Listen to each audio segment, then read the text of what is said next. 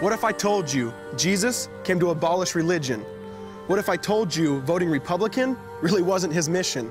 What if I told you Republican doesn't automatically mean Christian, and just because you call some people blind doesn't automatically give you vision?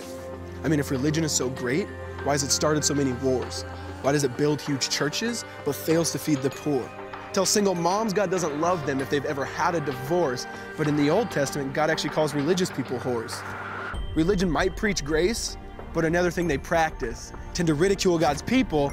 They did it to John the Baptist. They can't fix their problems, and so they just mask it, not realizing religion's like spraying perfume on a casket. See, the problem with religion is it never gets to the core. It's just behavior modification, like a long list of chores. Like, let's dress up the outside, make it look nice and neat. But it's funny, that's what they used to do to mummies while the corpse rots underneath. Now, I ain't judging, I'm just saying, quit putting on a fake look. Because there's a problem if people only know that you're a Christian by your Facebook. I mean, in every other aspect of life, you know that logic's unworthy. It's like saying you play for the Lakers just because you bought a jersey. See, this was me too, but no one seemed to be on to me. Acting like a church kid while addicted to pornography. See, on Sunday I'd go to church, but Saturday getting faded, acting if I was simply created to just have sex and get wasted. See, I spent my whole life building this facade of neatness, but now that I know Jesus, I boast in my weakness.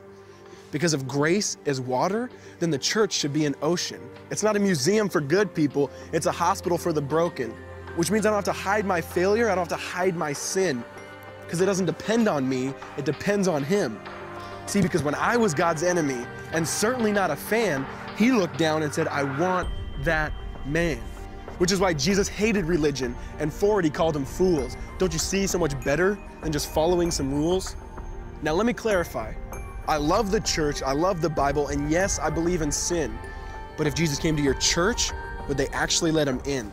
See, remember He was called a glutton and a drunkard by religious men.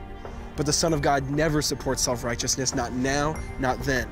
Now back to the point, one thing is vital to mention. How Jesus and religion are on opposite spectrums. See, one's the work of God, but one's a man-made invention. See, one is the cure, but the other's the infection. See, because religion says do, Jesus says done. Religion says slave, Jesus says son. Religion puts you in bondage, while Jesus sets you free. Religion makes you blind, but Jesus makes you see. And that's why religion and Jesus are two different clans. Religion is man searching for God. Christianity is God searching for man. Which is why salvation is freely mine, and forgiveness is my own. Not based on my merits, but Jesus' obedience alone. Because He took the crown of thorns and the blood dripped down His face. He took what we all deserved. I guess that's why you call it grace. And while being murdered, He yelled, Father, forgive them. They know not what they do. Because when He was dangling on that cross, He was thinking of you. And He absorbed all your sin and He buried it in the tomb, which is why I'm kneeling at the cross saying, come on, there's room.